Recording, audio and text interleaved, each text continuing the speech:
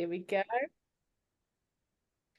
Perfect. We don't want to miss one moment. It's okay with me talking. That's nothing. Like, we need to hear our special guest giving us his rundown.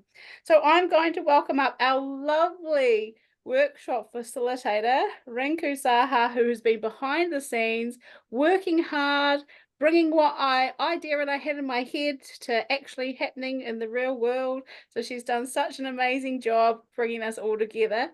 Just a reminder, this is the first of 3. So this is number 1 of our leadership series. There's 2 more over the next 2 weeks. So I can't wait to see what else we're going to learn over this process. And I will hand over to the lovely Rinku Saha, Distinguished Toastmaster, zooming in from the lovely Wanaka. Welcome up, Rinku. Thank you, Lisa. Thank you for that warm introduction. Kia ora. Tena koto kotoa. Greetings to all. A very warm welcome to everyone joining us, the District 72 Leadership Series. It's wonderful to see 21 of us, yes, to so many passionate Toastmasters and leaders gathered here from across New Zealand and beyond. Let me begin with a quote which truly captures the spirit of this session. Leadership is not about titles or positions. It's about the one life influencing another, by John Maxwell. Leadership matters because it inspires growth in ourselves, in others, and in the communities we serve. Every one of us here has the potential to lead and to make a difference. Before we begin, I would like to take a moment to acknowledge our district trio, Distinguished District Director Kaylin Gilder, Distinguished Toastmaster Lisa Coppins, who is Program Quality Director, and Mary Fox, our Club Co-Director. Our special acknowledgement goes to Region 12 International Director, Distinguished Toastmaster Monique Tona, Past District 69 Director, Distinguished Toastmaster Christine, and Past District 72 Director, Distinguished Toastmaster Glenn Pierce, and district leaders, and each of you who have taken time out of your day to join us this learning journey. To make today's sessions more engaging and special, may I kindly request everyone to keep your microphones muted and cameras on. நான் ஒரு மீட்டிங்ல இருக்கேன் ஒரு 7க்கு அப்புறம் கூப்பிடட்டா? Okay, bye. Our host, could you please mute attendees? Yeah, thank you. So we can feel connected and even across the distance. Our keynote address, after our keynote address, we will have a Okay, I have been muted too. Oh gosh, not yet. I'm not finished yet.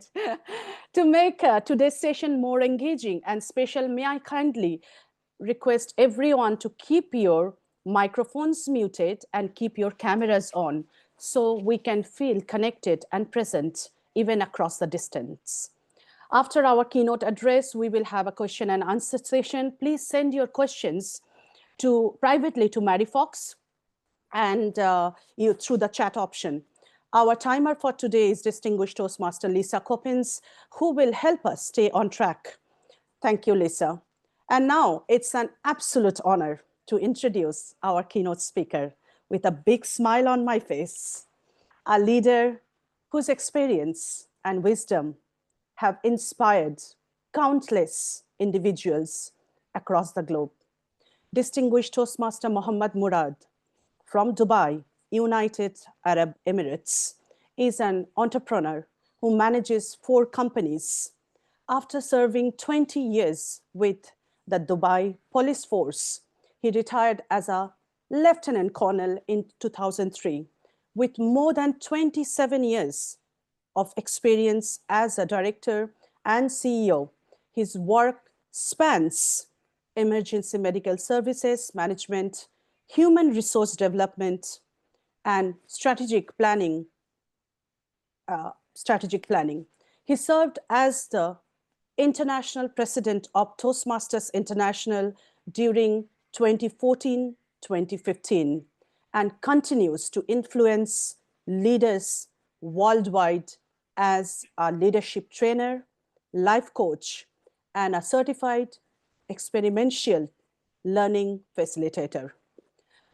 Mohammed Murad holds 2 master's degrees, an MBA and a master's in quality management, both from University of Wollongong, Australia. Beyond his professional achievement, he is a devoted husband of 37 years, father of 2, and proud grandfather of 4.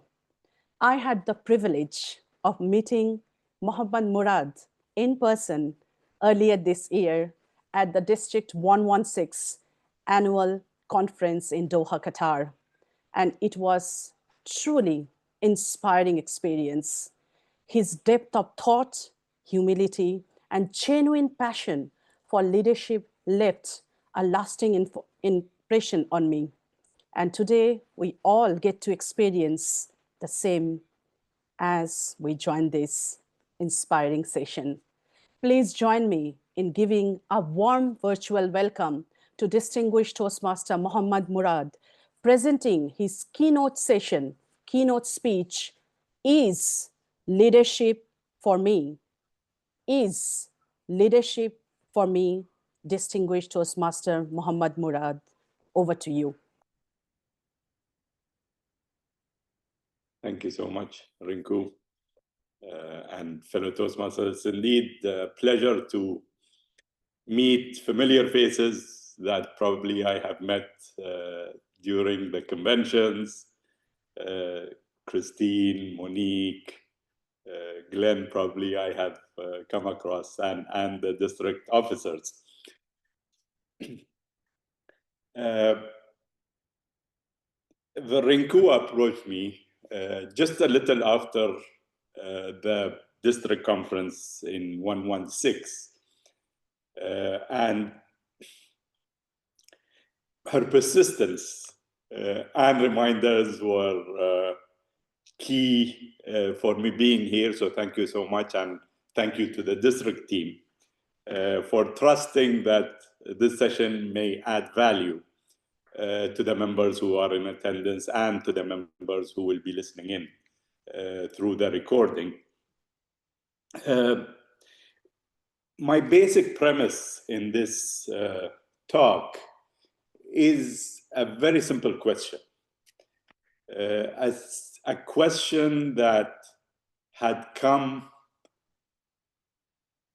to my path in my leadership journey, not only within Toastmasters, but also within real life. And probably you will be hearing experiences spanning through life and Toastmasters, as well as experiences of other people, because leadership is very prominent in learning from others' experiences also. And it encompasses our experiences that are taken from others, but at the same time, leadership is an inward thing before it is an outward thing. So I would draw the attention of the audience is the perspective that you should have if you want to become a better leader. Then it should be a holistic perspective rather than being a focused one. And if we look at our Toastmasters experience, 99.9% of us have joined because we wanted to develop our speaking skills.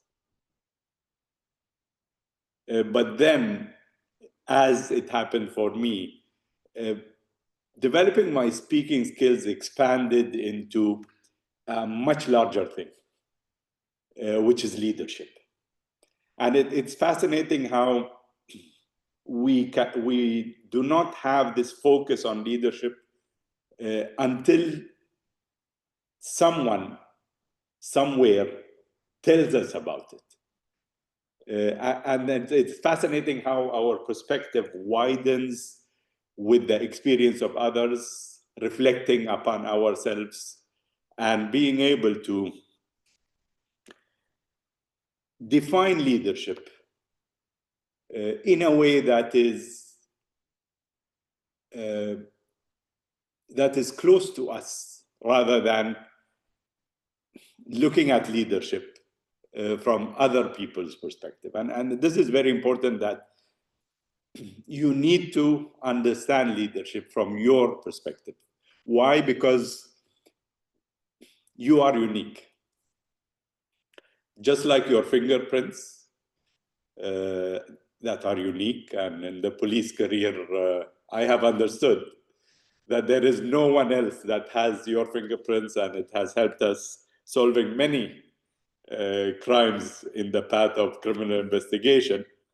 But then in leadership, it's also true, because you are unique, and there is no one who could tell you how your understanding of leadership could be.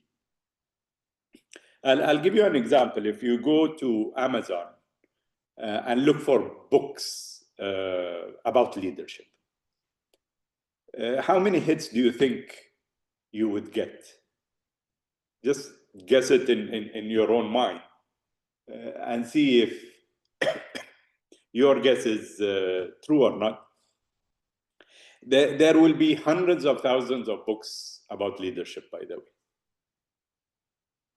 And if you are an avid reader and you wanted to intake every single thought and theory about leadership, it will probably take you well into your life, and probably hundreds of times into your life there down under. And I don't mean down under as Australia and New Zealand, but it's literally not possible for you to intake every thought of leadership. Therefore, it is important for you to define leadership in your own words. And this is what I would like you to do in 30 seconds and probably in 10 words or less. I want you to think of your definition of leadership. What is your definition of leadership?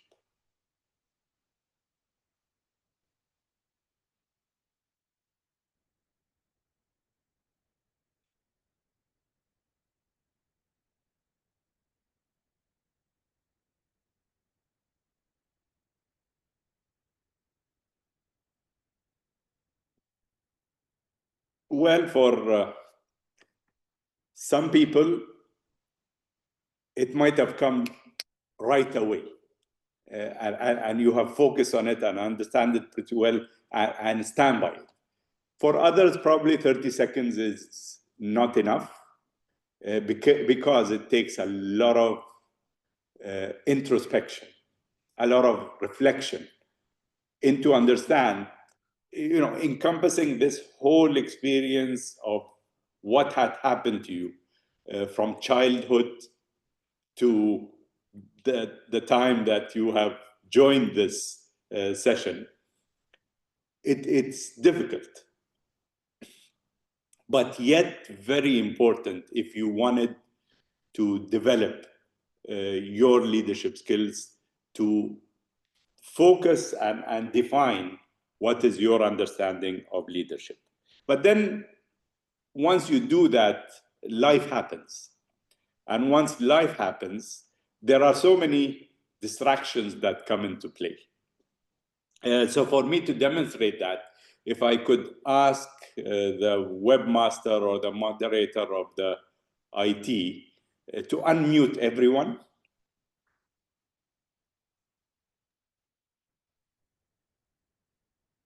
Everyone, unmute. I know it's awkward, but Just play with me here. Okay. Yeah, I think that's So mostly you have unmuted. So what I want you to do is at the count of 3, I want everyone, without exception, to shout out your definition of leadership. Okay, at the count of 3, shout out your definition of leadership. 1, 2, 3, go. Service. Inspired and empowered to empower others. they don't want to do in order to achieve what they do want to achieve. Thank you. I'd like to mute everyone again, please. I hope I can do that without muting you, but we'll see. Okay, I'll unmute myself anyway. So just do that.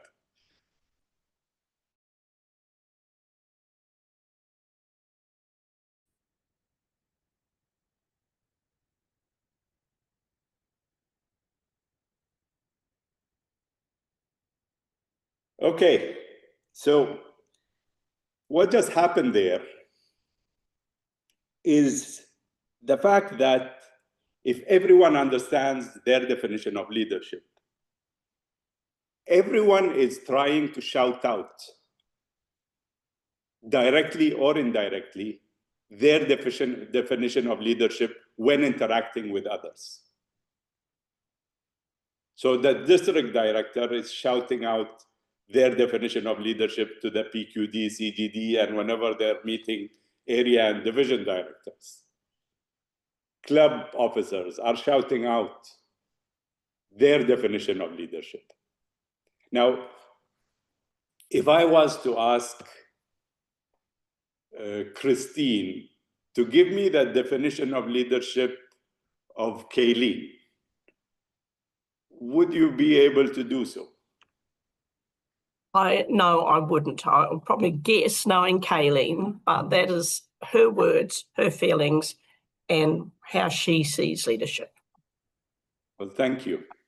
And that's an honest reply, because most of the time when I ask that question, people try to guess. And when they guess, there is this conflict that arises.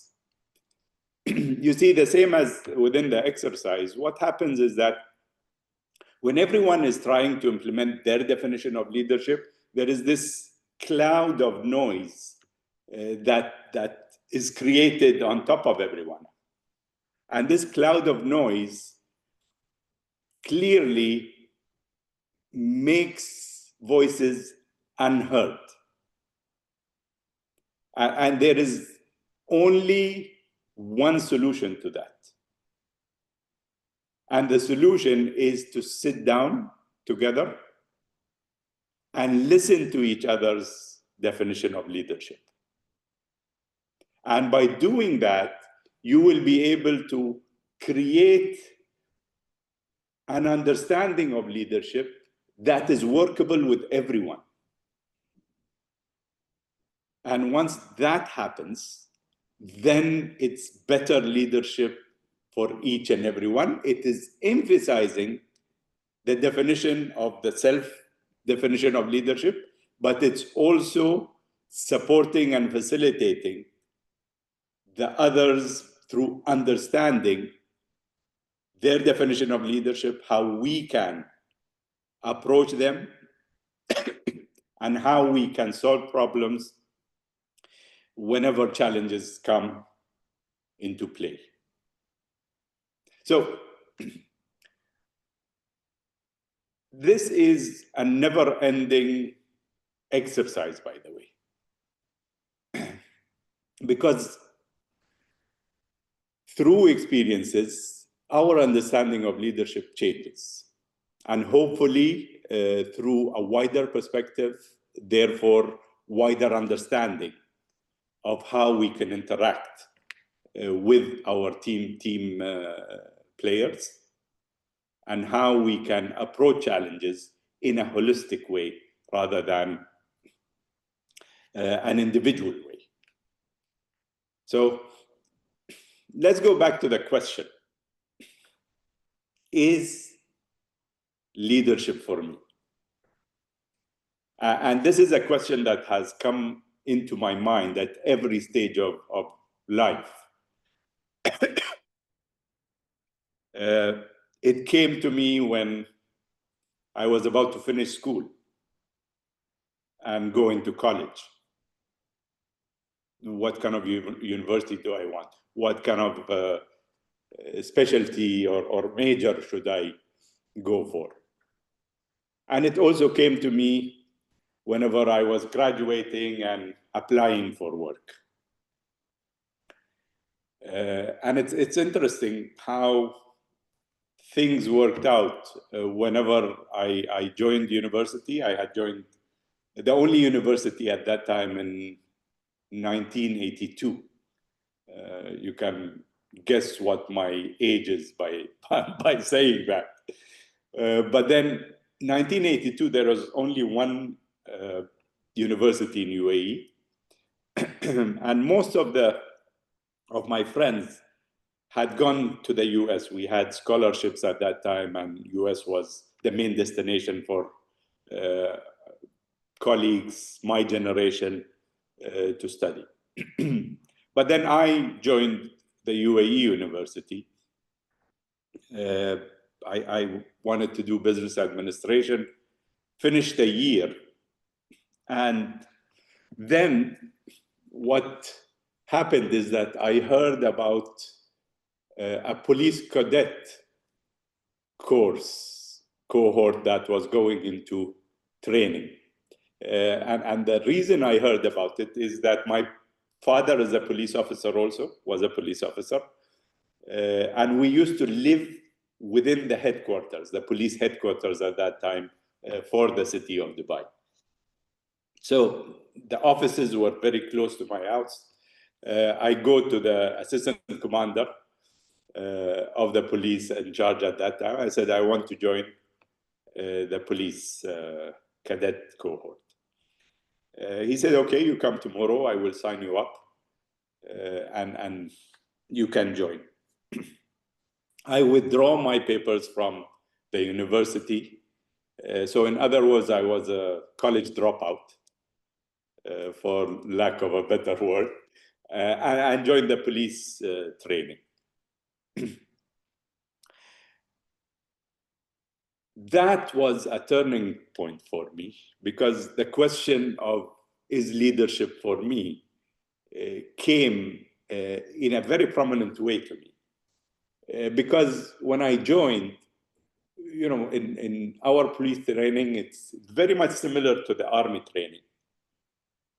So they push you from the minute that you come into the training in order to change your perspective from a civilian to a disciplined army person. And that was very difficult for me. So I went on to ask whether this is a good enough career for me, or is it a comfortable enough career for me?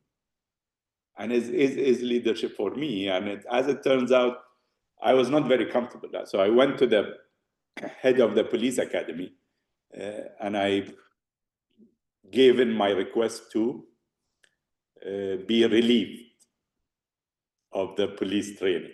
I wanted to go back to my civilian life, to the comfort of waking up at my leisure, going wherever I want, doing whatever I wanted. And what happened is that he said, I will let you go back to your life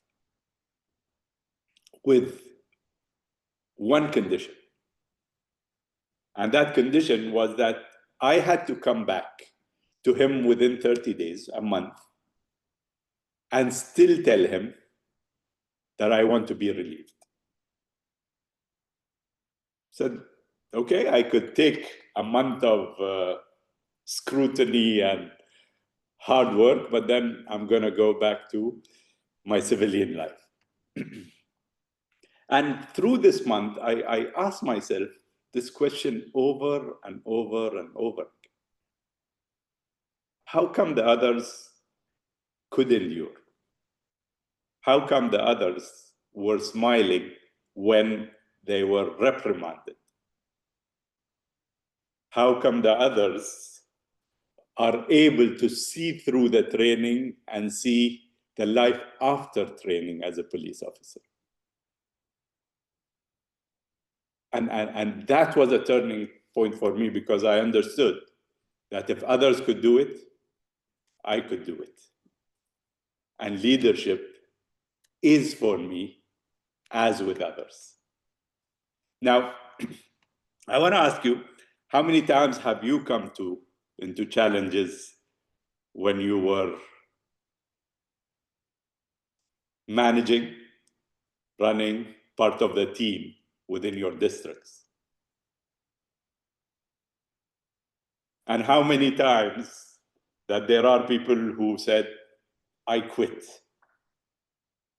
I no longer could take it. I'm pretty sure there are many times with many people, and others would have understood that this is the challenge that we need to go through in order to answer the question, is leadership for me? Because quitting is not an answer that would develop your leadership skills. If you quit once, twice, 3 times, then you are stagnant. And in leadership, there is no stagnation, by the way. It's an ever-long learning journey. There are many people who come up to me, and when they learn that I have been in Toastmasters for 29 years, they say, why? You have done your DTM and you're well off in your work and so on. Why are you bothered? And my answer is simple. I'm still learning. You see, the key to leadership development is that you have a perspective of, I can learn at each and every situation where I interact with others, whether it's inspiring others, motivating others, solving problems with it, or even just having a conversation. Because it's fascinating how we can learn. And for me to answer this question, it was very important for me to define my own leadership definition. And that is probably something that you have done.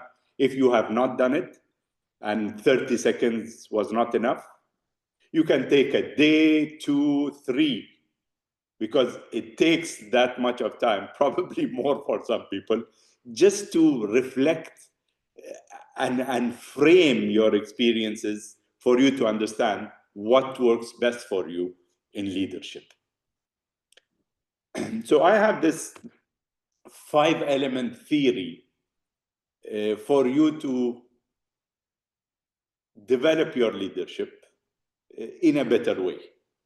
And I have tried and tested it, and it might work for some of you, might not work, but I'm sure if you give it a try, you will be able to get a grip on how you can develop your own leadership. I call them the 5 H's of leadership. So all the 5 words start with an H. And H number 1 is head. So head, for me, has 2 important elements. One is knowledge. And here I would like to emphasize on the fact that knowledge is not education. Knowledge is understanding. And it has come to a conclusion for me in my own mind that knowledge cannot be in a single stream. So if for instance, I have studied business administration, and that's where I specialize. I finished my master's degrees in business administration, and I go for a doctorate in business administration. That is education, because if you don't couple it with knowledge about life, knowledge about what makes business administration works along with other streams, knowledge about how to deal with people, education is of no use at all. And I'll give you an example. I was the director of the emergency medical services in the city of Dubai. And that was after 8 years of criminal investigation in Dubai police. They took me to a totally different field, from criminals and drugs and homicides and so on, went to saving lives, because I was in charge of the whole city of Dubai, ambulance service there. So one day I was going home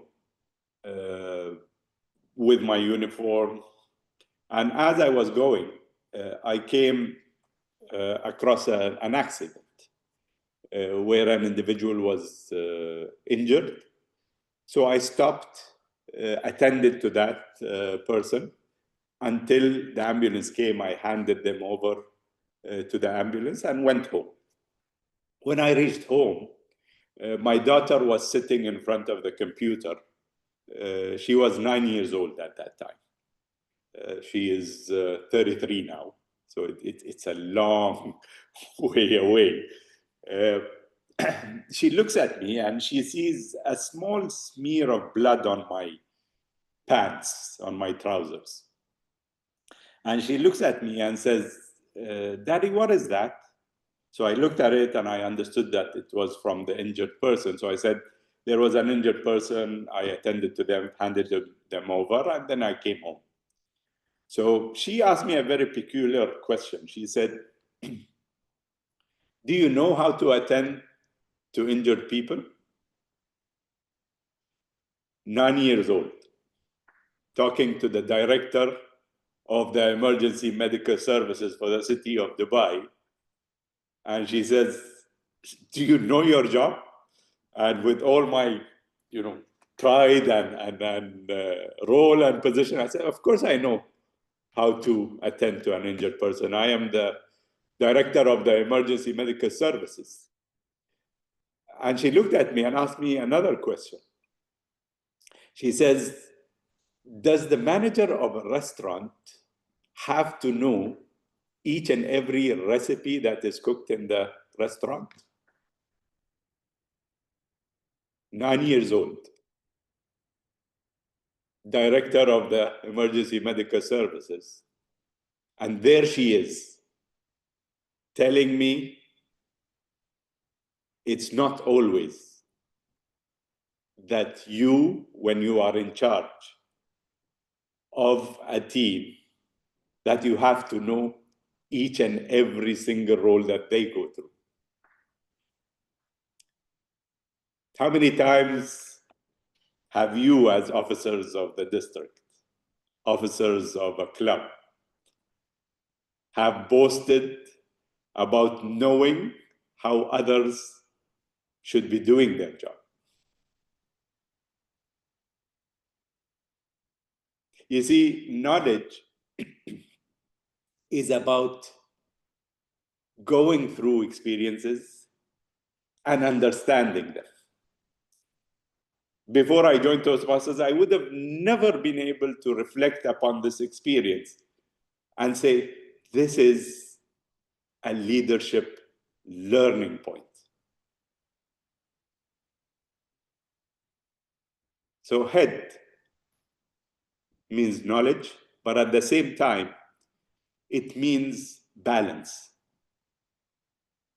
Because in our ears, there is this inner ear, which has a fluid that keeps us balanced. And if this goes abnormal, then we cannot stay balanced, and therefore there are a lot of things that could go wrong in our body. Now, I want you to think of the balance in the knowledge, because it's not a single thing that will make you a better leader. It's the balance in the knowledge all across. Whether it's self-development, people management, process management, team building, teamwork, and the list goes on, and you all have this experience within Toastmasters. It's about reflecting on them and putting them together to define what's the best way for you to approach leadership, and what's the best way for you to make others understand your approach, therefore supporting you rather than blocking you off. So head, knowledge, and balance. H2, heart. And there are two elements in the heart also. The first is building stamina. You see, leadership is there for the long haul. And if you do not have the stamina, you will not be able to go through.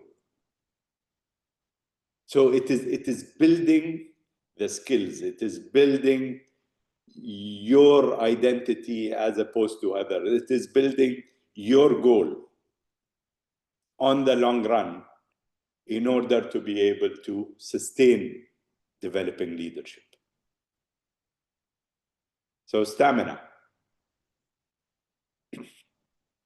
Second element, stamina, empathy. You see, what happens is that whenever we want to build stamina and we have this drive to go, we have this motivation, we have this inspiration, there are some times that we forget about others. And there are some times that we step over others in order to develop ourselves, in order to develop our stamina. But they go hand in hand. Empathy is crucial to leadership. But there are some times that people believe that you need to have empathy, therefore you don't need to be aggressive. But then we go back to the balance in the head. Because empathy does not mean that you do not need to be aggressive in your goals, but empathetic enough not to step over others. Head, heart. Number 3, health. And probably not many people actually emphasize on health as an element crucial to better leadership. But what I have found out, that it is the most important thing. Why? Because health fortifies the head and the heart. Health is what gives you stamina. Health is what makes you think better. And health keeps you having the balance in whatever you do. And it's fascinating how health is misunderstood by many people, because we look at social media, we look at the internet, and we see these bulky people with muscles and the ladies with defined bodies and so on, and we think that is health. Far from it. You see, health is an inner understanding. Health is for you to be satisfied with where you stand in your head and heart. Because without health, you cannot gain knowledge. Without health, you cannot have the balance. Without health, you cannot be empathetic, because you are focusing on yourself and your own problems.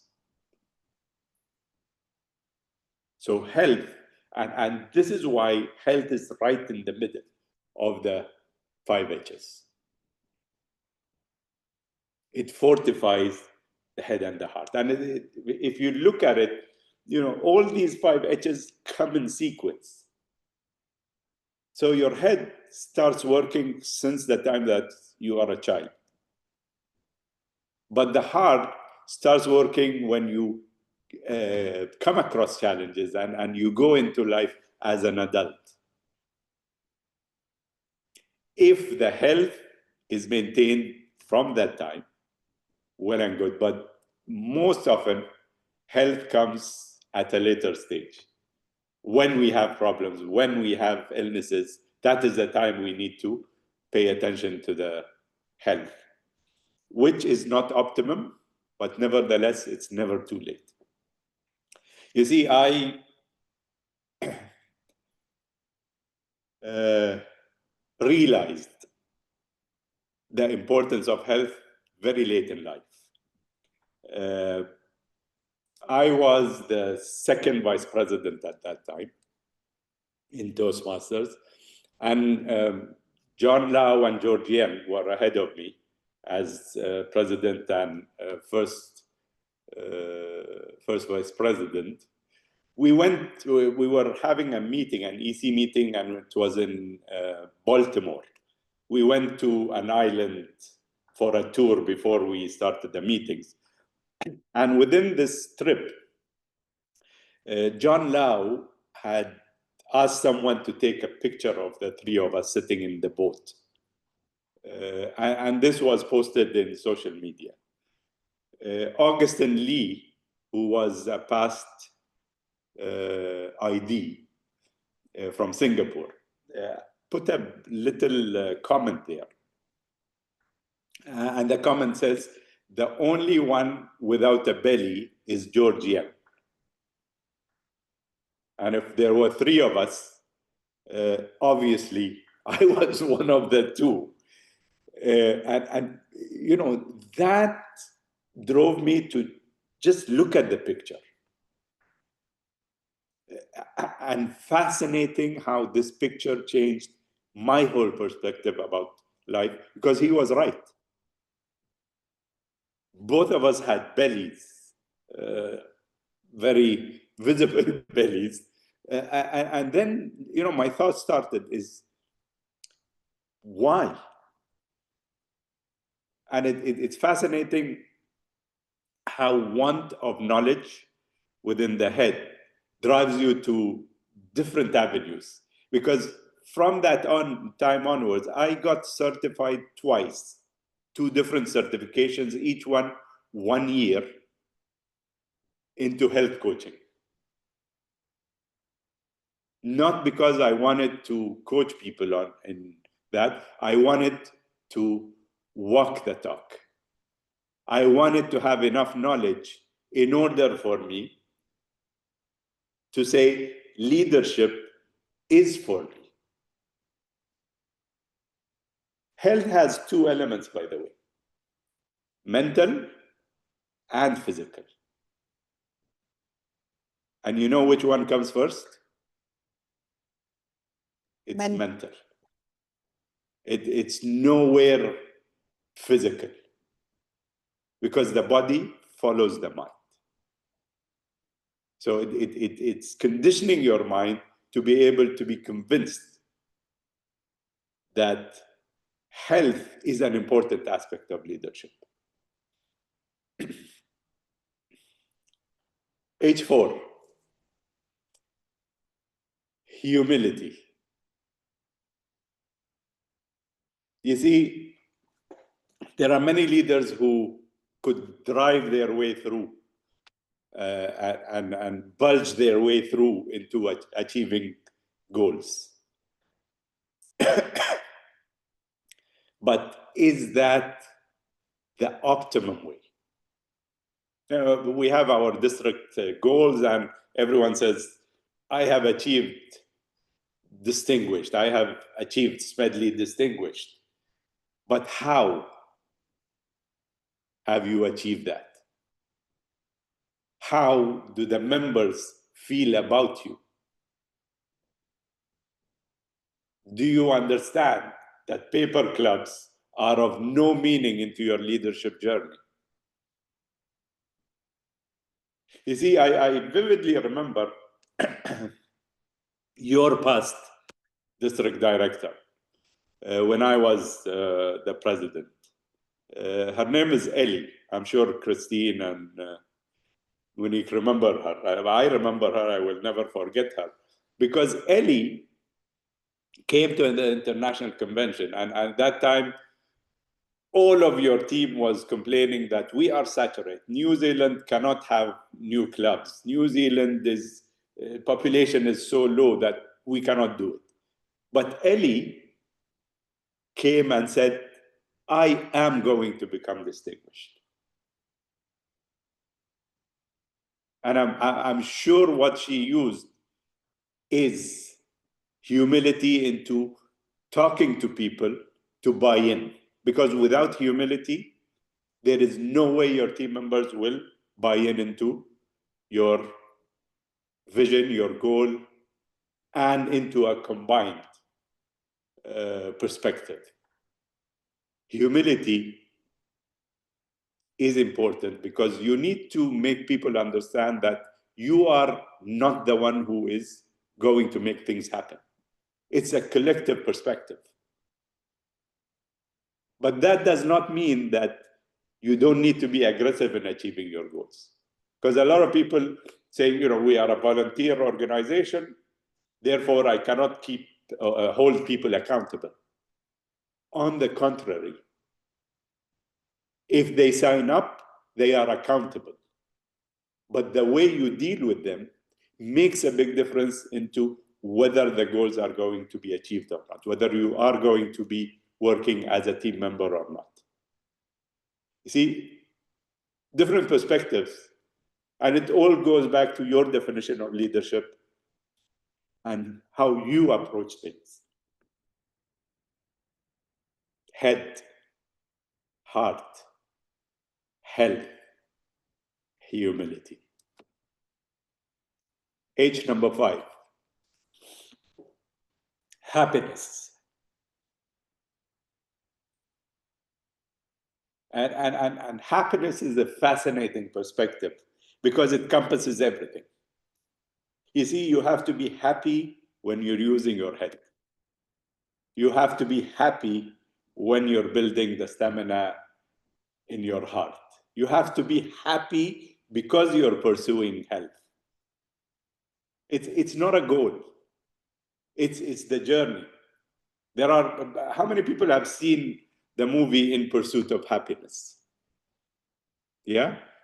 Well, if you haven't seen it, you need to see it. The whole title is In Pursuit of Happiness, right? And I came across a speaker on the internet who said, it's not the pursuit of happiness that is important, it's the happiness in the pursuit. Fascinating. Are you smiling inside? Even when the challenges come across to you? Are you able to say that I am happy because life is happening. That is a game changer in your leadership development and leadership journey. So head, heart, health, humility, and happiness. And it's fascinating for you to understand, as I have understood, is that all the 5 elements are inner elements. So leadership is not about how people perceive you in the first place. It's about how you see yourself. It's how those 5 H's are ingrained in yourself in order for them to transcend outwards. You cannot show these elements, by the way. You cannot show your leadership. It has to emanate. And this is how a change in perspective happens. It's understanding yourself and looking at the changes that happen in yourself in order to reflect outwards to other people. Head, heart, health, humility, and happiness. Try it out, and hopefully you will be able to find the balance. And the fascinating thing about those 5 elements is that they cannot ever be at the peak, all of them at the same time. It's how you understand yourself, where you will be able to balance each and every one according to the situation that you are in, according to the stage that you are in. And there are many people who say that probably humility cannot be learned. And they are right. Because humility is inborn and it comes from within. It doesn't come from outside. So as you change, this element will develop. Cannot be intentional. It is the whole leadership experience that will make this happen.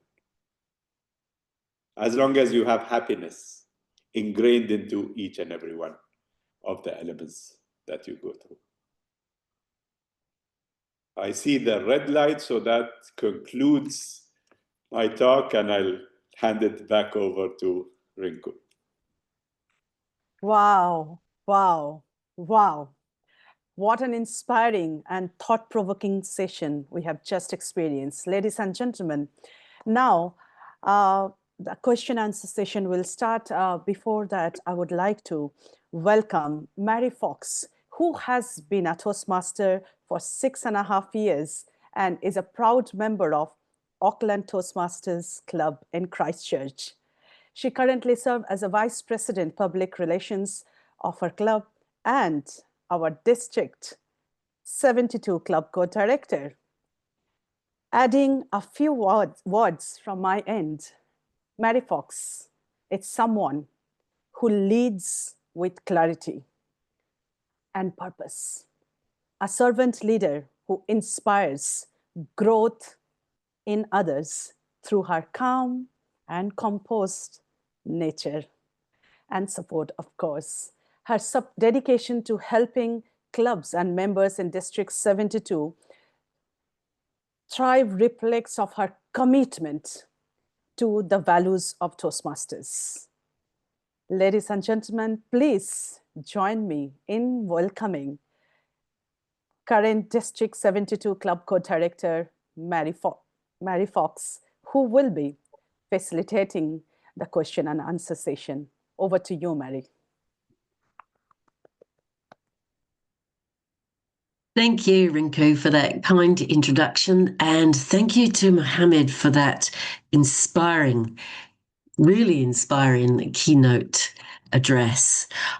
I have written 5 pages of notes and made some summaries, and I learned a lot, and there are a lot of takeaways. And I encourage you all to think quickly and pop some questions into the chat. I've been writing a few things down, as I said, but as well as writing notes, I've also been writing some questions. And I was really interested when you talked about, I loved it, leadership learning points and those transformational moments in the leadership journey. The one you described with your personal story about the police college when you wanted to leave, and it was a real learning for you. And I'm interested in what has been the most pivotal moment or leadership learning moment in your Toastmasters leadership journey, and why?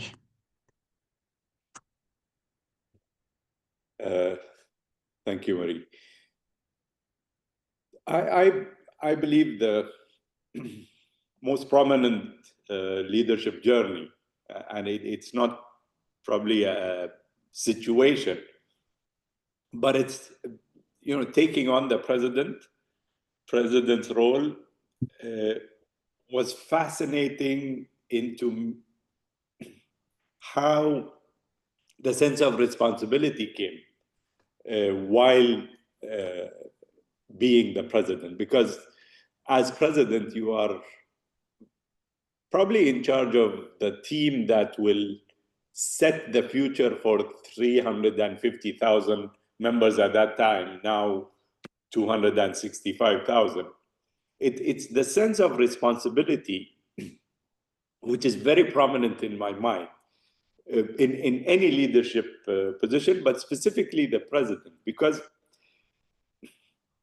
you know, managing a group of 18 people from all around the world is a big task, and I'm sure Monique is going to agree with that. It's not easy.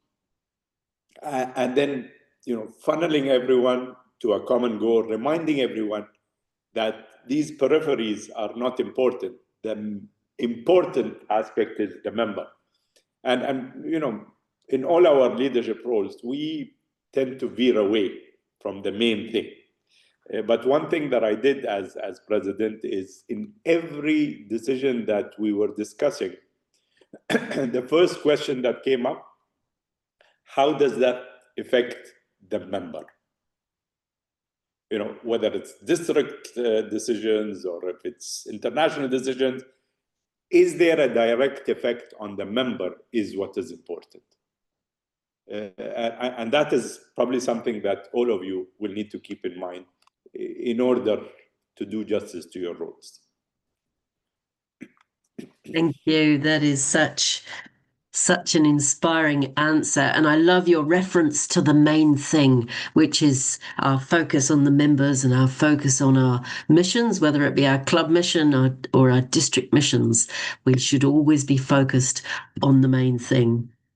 I was really interested in your talk where you said that, quite rightly, most of us join Toastmasters to learn how to speak better in public. Yet we end up in leadership roles. And you said we don't have this focus on leadership until someone tells us about it. So I would like to know, who told you about leadership in Toastmasters? So there is no one specific person, and there is, you know, I do not recall anyone talking to me about leadership in Toastmasters. And probably that is something that is one of the unique selling points in Toastmasters, is that leadership is left to the member to experience and learn rather than drive through different roles and so on. I think it's important for us to understand that leadership opportunities are there in Toastmasters. Therefore, we need to gear up into learning. I was invited to Toastmasters by someone called William Sampson. And William Sampson, there was only one club at that time in Dubai. That's 1996. We have more than 100 clubs, I think, now. So William Sampson said, why don't you come to a Toastmasters meeting? I said, Toastmasters? He said, just come and experience it. I went there, bunch of crazy people clapping as soon as someone stood up, clapping as soon as someone came and sat down. Finished the meeting and thought nothing about it. William Sampson called me again 2 months later when I saw him once again. And he said, why don't you come to a Toastmasters meeting? I said, the same crazy people? He said, yes, the same crazy people. So I went there. That time something different happened. They asked me to do a table topics. And at the end of the session, they gave me a small trophy for me to keep. It said, you are the best table topic speaker of the day. 5 seconds after the meeting concluded, the vice president membership came to me with a membership form. And that vice president was William Sampson. And guess what happened? I signed up. And the rest is history. See, what I want to emphasize here is that William Sampson was not just adding another member to the club. He was making an international president. Neither he or I knew that at that time. And from that time onwards, my mission is not to become a better Toastmaster. My mission is to become a William Sampson. And do we realize the potential we have by making presidents, making leaders, making better managers, making better family members, just by a simple invitation to Toastmasters? So. Wow, that is such a great story, and I feel quite overwhelmed by that. That was wonderful. And Rinku comments that the trophy was a trap because we all love a bit of bling, don't we? But I would join for a trophy. But thank you for that. I have a question from Elliot, which is, can Mohammed give us other personal examples of his dealing with the 5 elements, the 5 H's? And she comments that we know how his belly gave him the health lesson. Do you have any other examples for us, Mohammed? Yes, absolutely.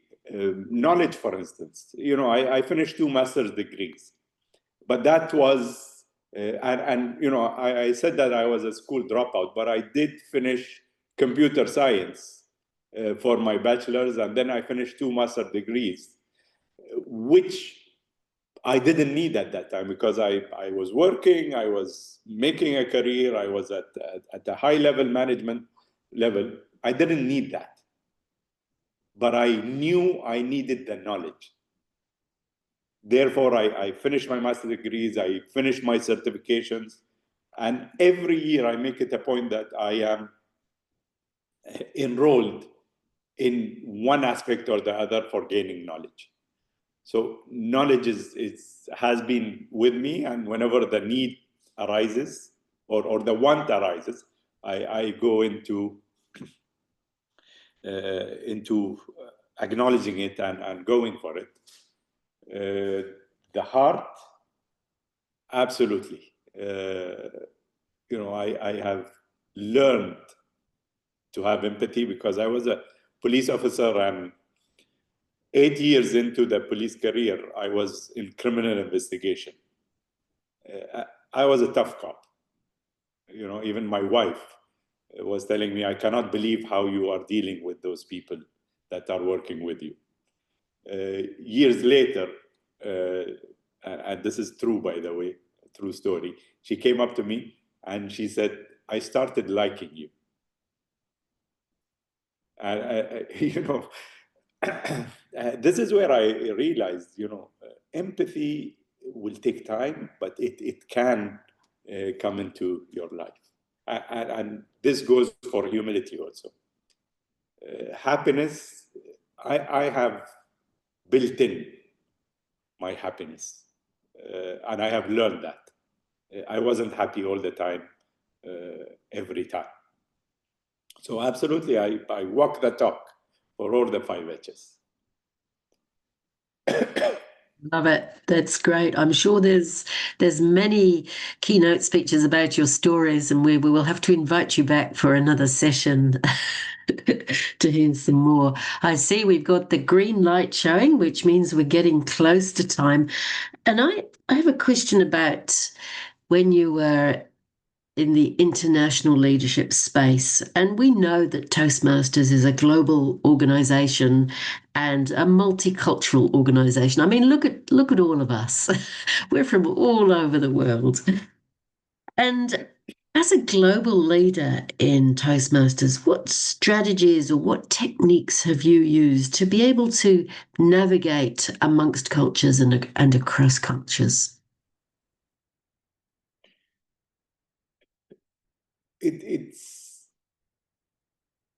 I believe it's the sense or the ability to sense different cultures and understand them.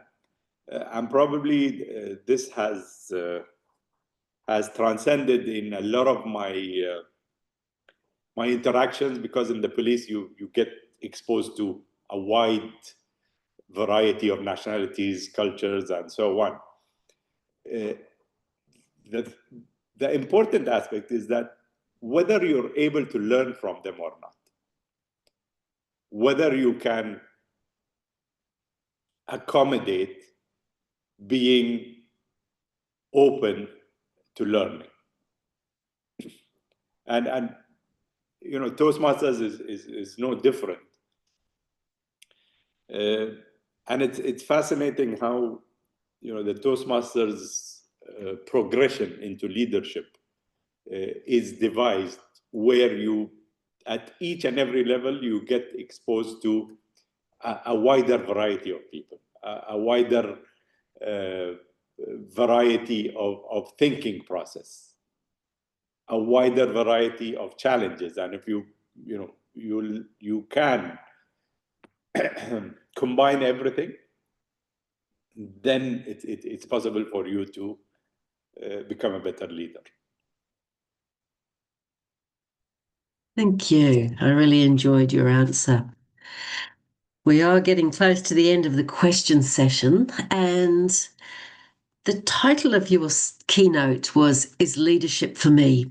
So if you had one piece of advice, one word or one sentence to recommend Toastmasters leadership, what would it be? You mean to recommend Toastmasters leadership to others who are non-members, or? Well, to new Toastmasters or Toastmasters who haven't been leaders within Toastmasters, and if they came to you saying, "Can you advise me?" what would you say to them? Yeah, my advice is to anyone looking to develop themselves in any field, whether Toastmasters or not. Nothing comes for free. And what happens to you is none of your business. The only thing you need to do is work hard, and things will happen for you. You know, we always tell people, join Toastmasters and you're going to be happy and jolly and a better leader. I don't do that for, you know, the people whom I invite. I tell them, you come in with a perspective that it is going to be challenging. And I'm sure none of you have come across all the leadership roles with nothing happening. We always hope for that before we become leaders, but the reality kicks in. There is no way your role will go without any challenges. So they need to realize that in order to equip themselves for that. That's great advice. It really is. And I've just taken on a new leadership role at work this week. I started on Monday, and even still this morning, I was sorting out multiple crises that happened in 1 week. And boy, it was a challenge. But you gain so much from it. We've reached the end of our question and answer session, and I thank you. There's nothing worse than giving a 45-minute keynote speech and then being hammered with questions. So we really appreciate your time and your knowledge and your wisdom. And for me, big takeaways about defining my own leadership definition. And I'm one of the people that will need to go away and think about it. The leadership learning points, and also those wonderful 5 H's, which I've written down in great detail. So thank you, Mohammed, and I will now hand back to our host, Rinku. Thank you. Thank you, ladies and gentlemen. Give them a big round of applause. Thank you, Mary. Thank you, distinguished Toastmaster Mohammed Murad. Now it's time for me to thank many people who are working behind the screen and in front of the screen, on the screen. So ladies and gentlemen, on behalf of District 72, I would like to extend our heartfelt thanks to distinguished Toastmaster Mohammed Murad for sharing his wisdom, stories, and insights on leadership. Your message is leadership for me has encouraged all of us, definitely me, to reflect deeply and to see leadership as a journey of service and growth. Naga Mihinu Ki Akoe, thank you sincerely for empowering us tonight. It's morning for you, but it's evening for us. A special thanks to distinguished Toastmaster Lisa Coppins, our Program Quality Director of District 72, for creating this wonderful opportunity to learn and grow together, and for serving as our timer today. And we are on time. Thank you, Toastmaster Fei Chen, for designing those beautiful flyers for this event. Your creativity and amazing creativity shine through those beautiful flyers and your presence tonight.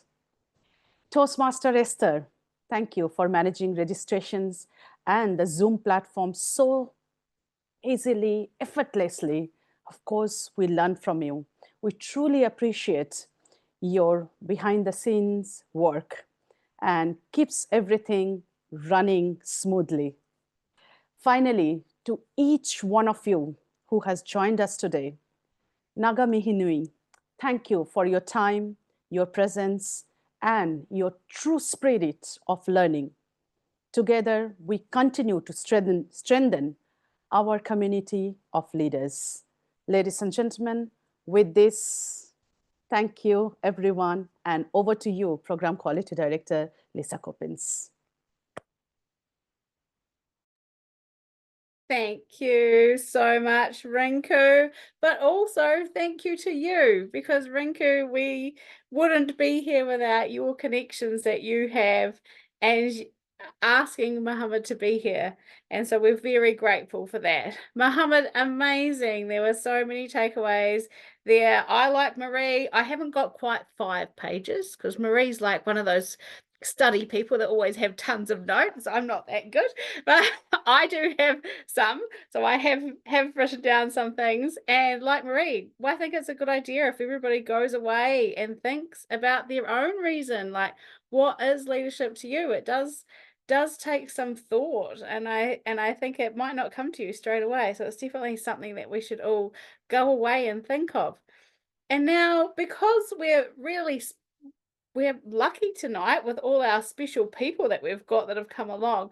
I'm also going to invite up our international director, Monique Tonna, because she's here as well. And I'd love to hear from her and some reflections from her about leadership, because she's also going on a leadership journey herself, and she's an inspiring lady as well. So welcome up, Monique. Thank you so much, Lisa. Thank you, District 72, for organising this.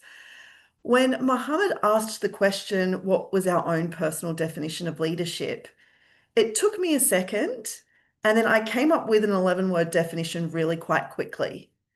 But after hearing the 5 H's, it's then made me start thinking about the definition I originally wrote down. And I'm sure that's going to sit with a lot of us today.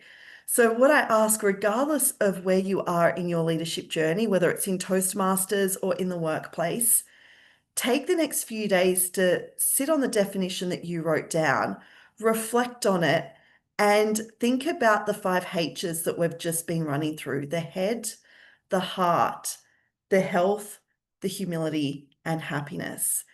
And work out how your definition may change because of those 5 H's that we've gone through, and also how your definition may be impacting the team around you that you're working with, because that's definitely something that I've taken away. Is my definition isn't someone else's definition, and we need to work out how we can all work together to move forward in leadership. So thank you so much, Mohammed, for sharing your knowledge and for giving us this keynote today. And thank you for District 73 for hosting. It was an amazing session. Back to you, Lisa.